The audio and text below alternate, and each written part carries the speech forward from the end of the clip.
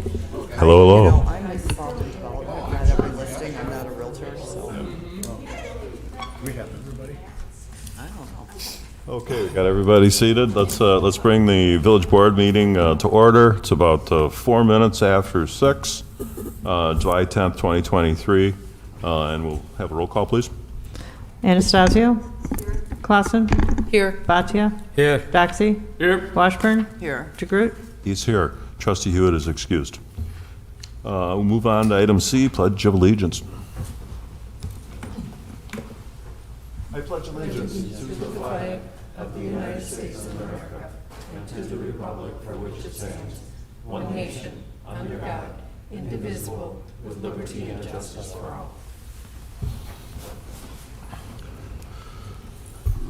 Okay, so item D, we have a presentation and a visitor from the Mount Pleasant Police Department regarding statistics and dogs.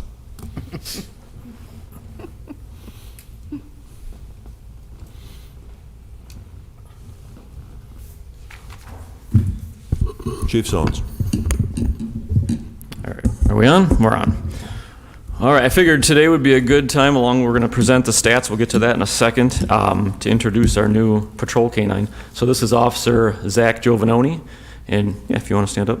And this is Canine Aspen. He is a Belgian Malinois, just under 2, right? Yes. They just got back from a 6-week training course in Pennsylvania. We're at the kennel where we purchased the dog. He is trained in narcotics, tracking. Anything else, Zach? Articles.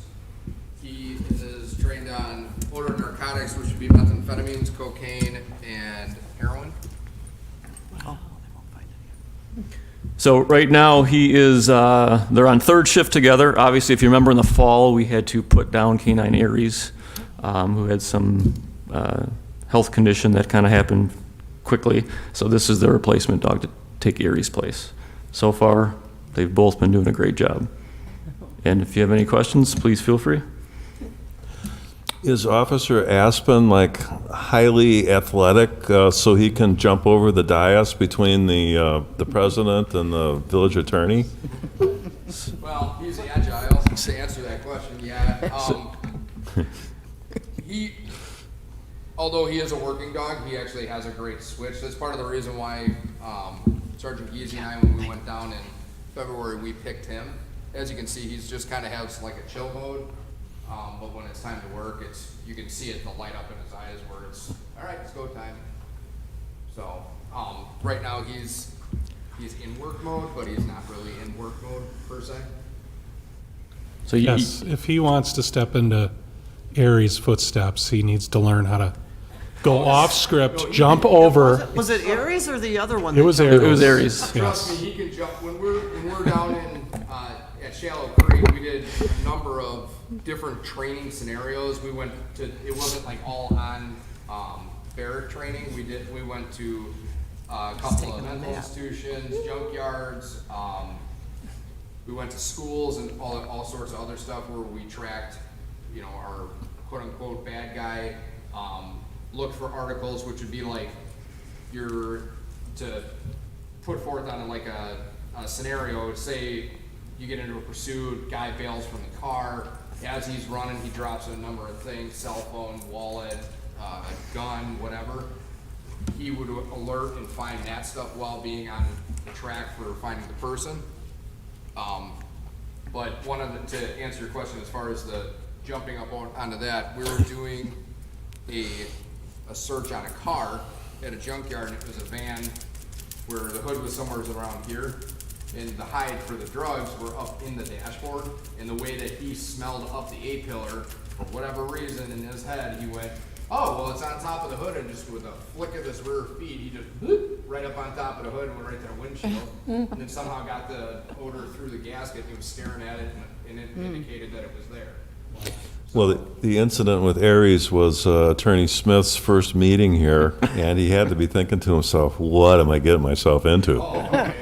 Easy was kind of given a demonstration, and Aries just decided he wanted to jump up here, and he did. And it was something. He's very similar to Aries as far as his temperament and mentality. He's very new into the working world, and not in like a training area. So there's still a lot that we're learning about each other, if that makes any sense. He has potential to do all sorts of great things. We just gotta tap into it. Well, with you as his handler, we're expecting Officer Aspen to have a long and distinguished career. He's beautiful. I sure hope so. He's beautiful. And I love his personality, the way he just is so letting everyone pet him, and the other dogs have not quite been at that level. Now, he's very young, but I just love it. He's friendly, and that's a good thing. Right, and that was one thing that set him apart from the other 7 dogs that Geezy and I looked at. I have a 10-year-old son, kind of like on a personal, selfish level. I have a 10-year-old son at home, it's him and I didn't want one of those dogs where it was like, oh God, he's got to be locked up in imprisonment unless we're at work. And then at the same sense, for the PD's concern, I didn't want a walking liability every time he got out of the car.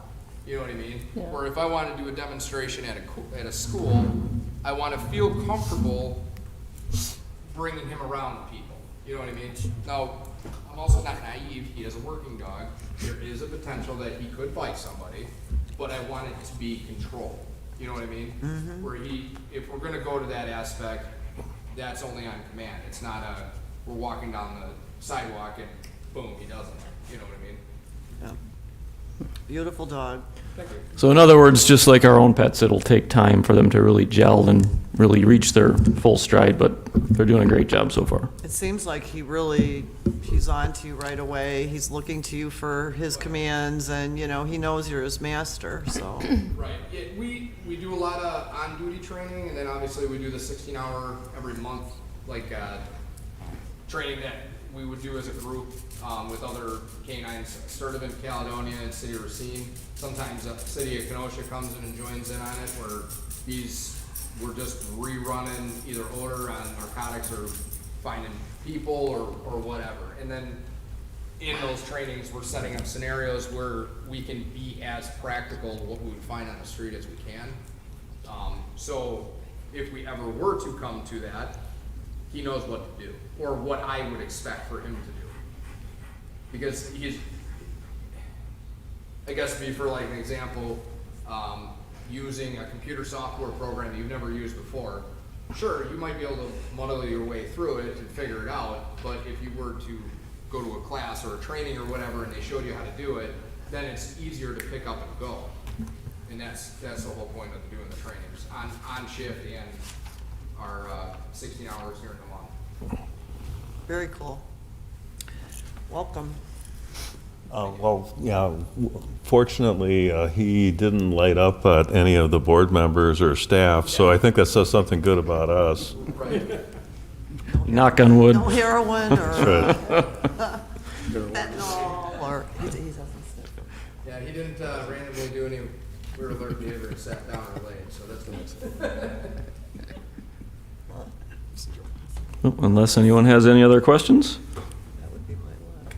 Thank you. But just wanted to bring him in and introduce both of them tonight, so thanks for coming. Yeah, thank you. Thank you. Thank- I hope you guys enjoy your day. Okay. Let us know when he needs stuff. Thanks for coming. Okay. We'll get him stuff, like cookies and coats and, I don't know, what else does he need? A blanket? Rubber balls. All right. So to continue on then, we had talked about some stats, PD and Fire providing some stats.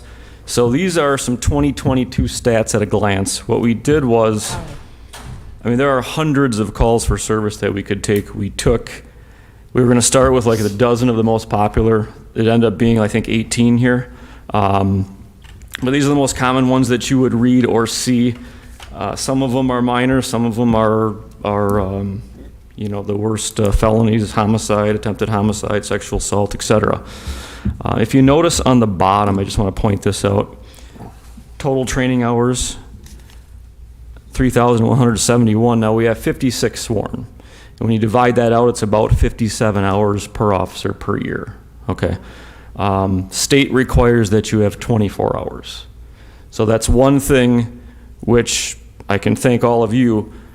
and you'll see during budget time that we do have a training budget that allows us to send people to training and utilize the skills and the things that they learn. Obviously, we've all gone to training, and if you don't apply what you learn, if you don't get to practice it, it will become useless. But having so many training hours, our people do get some of the best training. That's for sure, and I can thank all of you because that goes right into our budget, the training budget. So I just wanted to point that out. Specifically on any of the calls for service that we have here, does anybody have any questions on those? Well, Chief, the numbers as they are,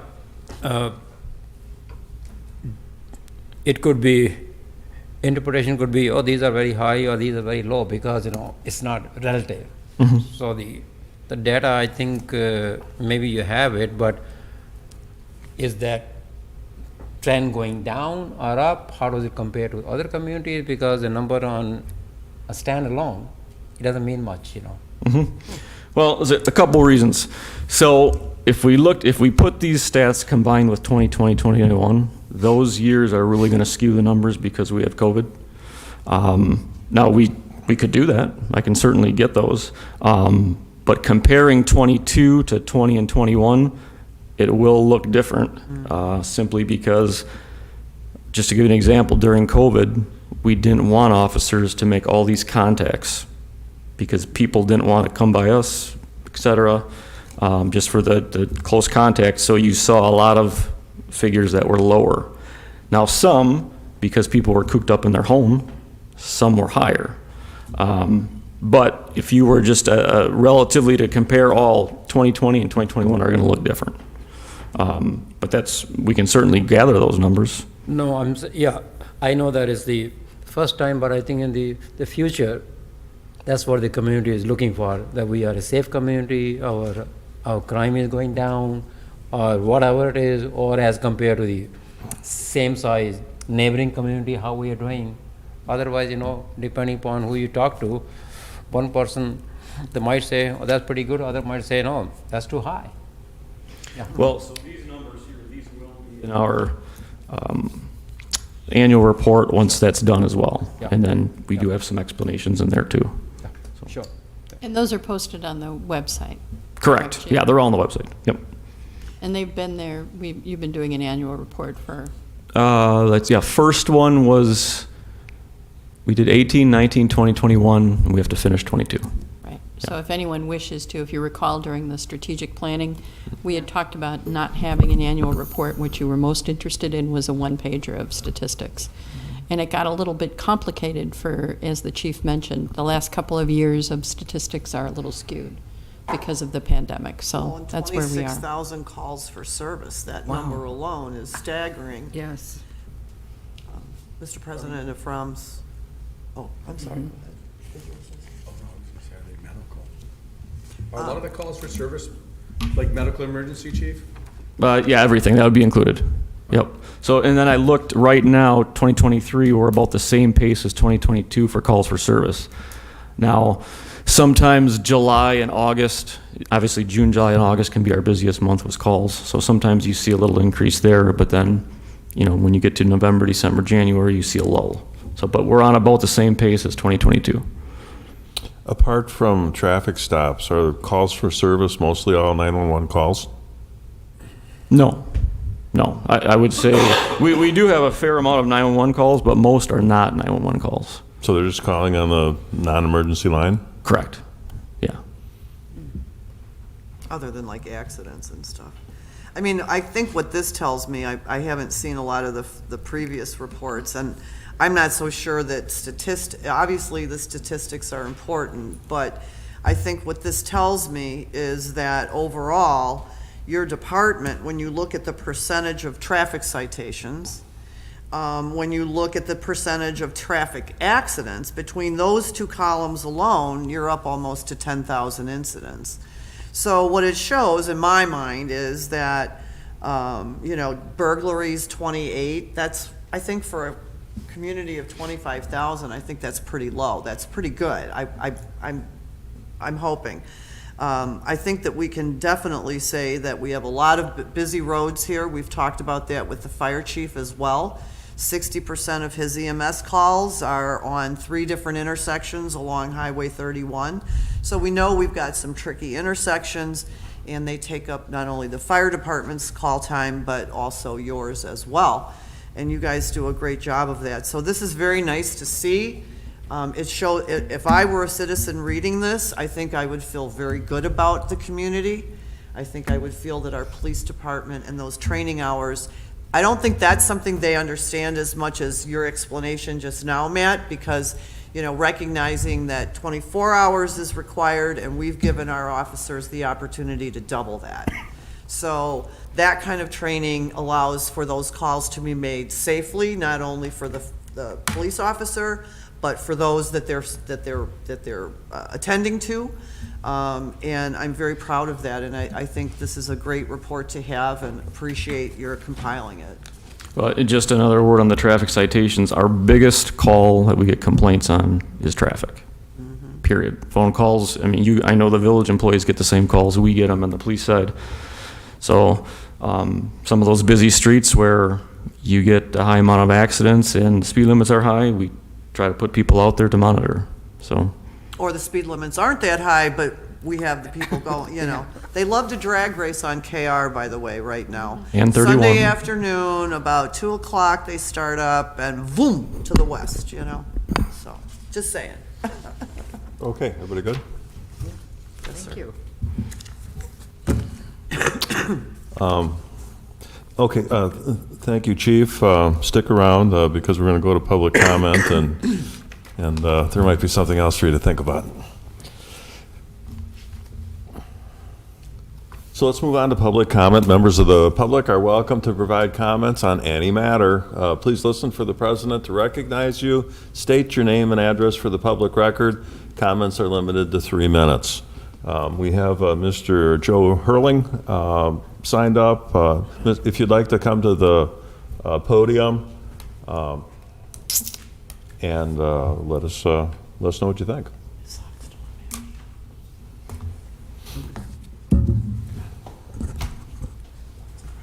My name is Joe Hurling. I live at 732 South Stewart Road. And by the way, President, I did get your email. I checked while I was sitting here, so thank you for getting back to me. Anyway, I'm calling and I'm concerned about our fireworks ordinance not being enforced. This year, I don't think I've ever seen it. It seems like it's getting worse and worse every year, but this year it was really out of control. And my neighbor directly behind me, you know, and I realize some people have big, expansive yards where they can do this fairly safely, but my neighbor was right behind me.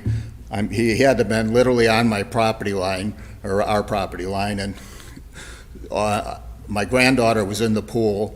I'm sitting out on the deck, and the debris from the fireworks are raining down at us. You know, I covered the pool eventually. My wife went out, and then we thought they were done at one point. And then about after 11 o'clock, it started up again. And these were big, I would say like commercial grade fireworks. I noticed in the paper that in Racine, they actually had a couple fires that they attributed to fireworks.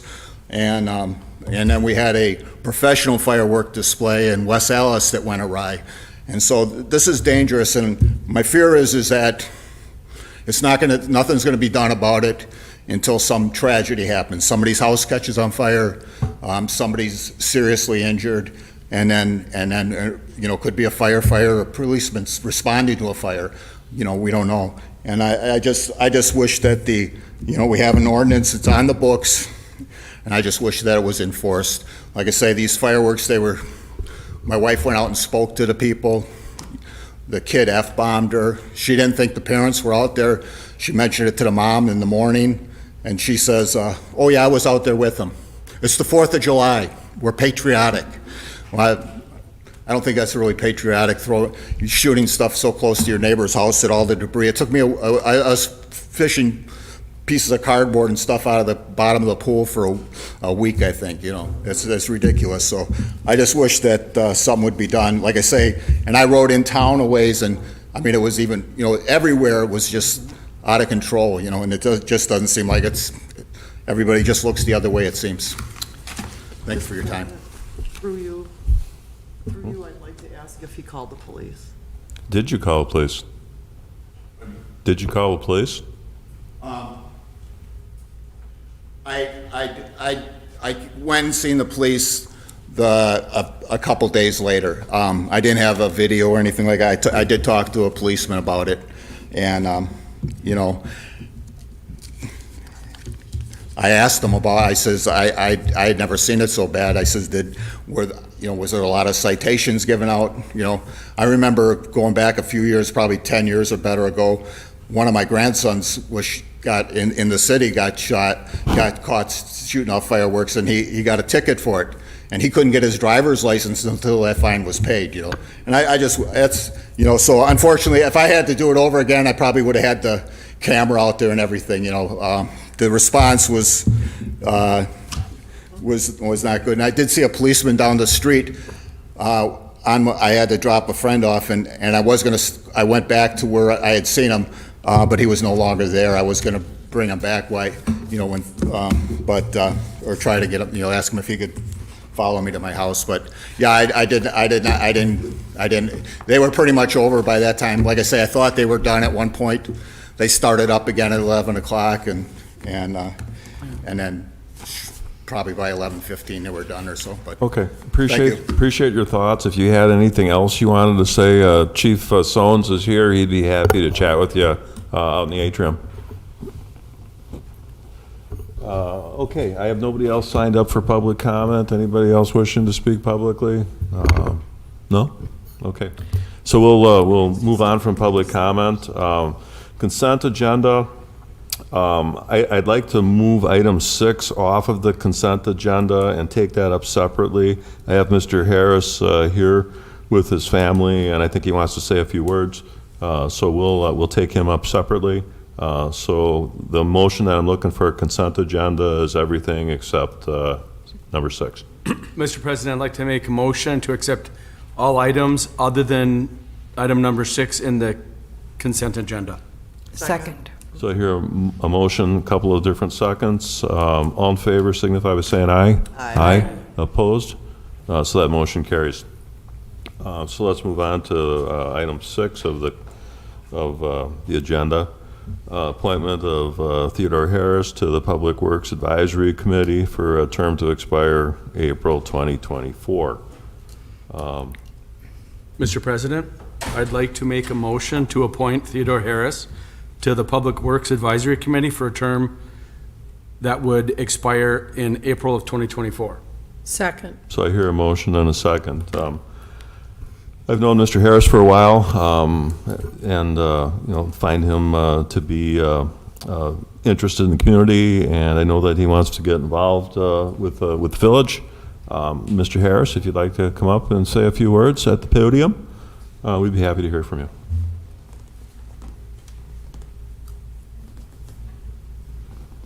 Good evening, all. Happy to see everyone here. First, I'd like to say thanks for all of the support I've had with this appointment. Andrew's he reached out to me some time ago, and we've gotten a relationship that I really like. Mr. President, you and I have known each other, I think it's 6 years now, maybe 7. And our relationship, both personally and professionally, have been congruent, and I appreciate that. We live in Mount Pleasant currently, and we are in the process of building a home in this area that we plan to live in for a very long time. So I am very excited to have my wife and my son here because the community is very important to us to grow, and we're very happy that you guys have had an attitude of growing and sustaining very good things about it. And I feel very blessed and honored to be a part of that, so I can continue the process. Thank you. Thank you for volunteering to serve. Yes. It's a Thank you for commitment, and we joining us. appreciate it. It's Go ahead. not, we truly do. Yeah, go ahead, Rob. Could you say maybe just a few words about your background, because I don't know you, something like that? So I am prior military, United States Air Force. Okay. From 96 to 2000. From there, I graduated from University of Memphis with a Bachelor in Science, Business Administration. From there, I got 29 years as an aircraft mechanic, formerly with FedEx. I've also worked with United as well as a maintenance planner and a controller. So I currently now 5 years, I've owned a convenience store in the city of Racine as well as a clothing store. My wife and I have other business ventures that we also do. So I am born and raised in Racine. I did spend some time away, for military and school and living. I lived in Memphis for quite some time. I've been back in Racine now 15 years, and this is where I'm happy to be. Well, thank you for your service in the Air Force and military. Thank you. Yes, sir. Thank you. You're welcome. Welcome to the village. Okay, well, we can't welcome quite yet. We do have to approve his appointment. So, in the matter of Theodore Harris, let's do a roll call vote. Anastasio. Aye. Clausen. Aye. Patya. Aye. Doxy. Aye. Washburn. Aye. DeGroot. Aye, unanimous vote. Welcome to village servitude. Thank you very much. My pleasure. Thank you.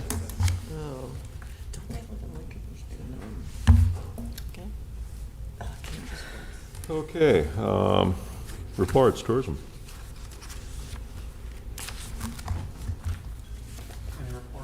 Oh, yes. I'm sorry.